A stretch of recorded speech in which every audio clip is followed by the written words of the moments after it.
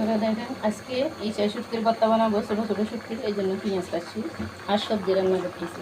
ডাল দিয়ে মিষ্টি কুমড়া, আলু, পটল সব দিয়ে মিশে সবজি। আর এখানে ধনিয়া পাতা, রসুন এগুলো কাটে নিয়েছি। এই আমি তেল দিচ্ছি চুলোতে সবজি ইয়া করার জন্য। আর ছোটো ছোটো শুটকি এগুলো দিয়ে ভর্তা বানাবো পেঁয়াজগুলো দিয়ে।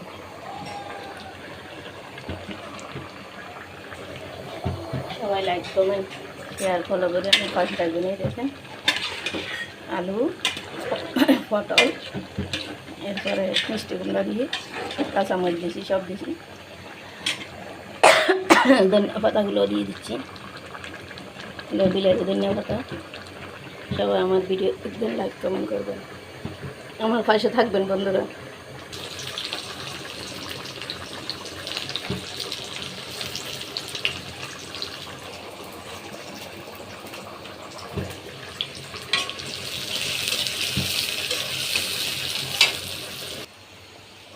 এই ফাঁসফোড়নও দিব এখানে, তো অসাধারণ মজা হবে, গ্রাম চলবে, খুলবো।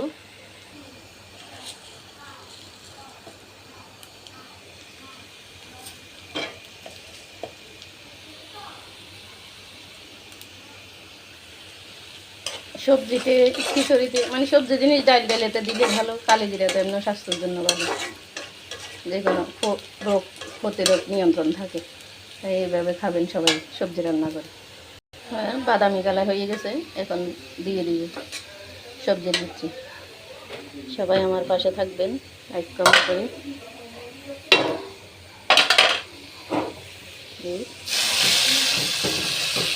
দিয়ে দিলাম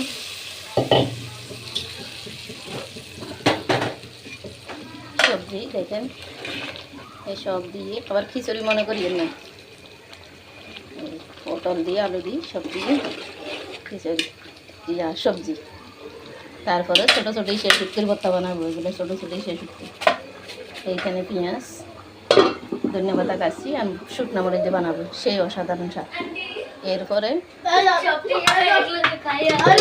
এই মজা হয়েছে তোমাদের, এরা সেমাই খাইছে, আমার ছেলের বন্ধু উপরে থাকে, এই সেমাই দিলাম খাইলে।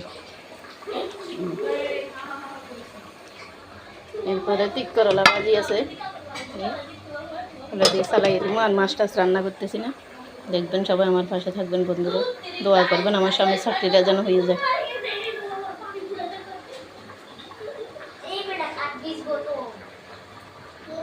আমার ঘর এখানে একটা ডাইনিং টেবিল ছিল, টেবিলটা বিক্রি করে দিয়েছি, এখন এই সোফাটা বেরিয়ে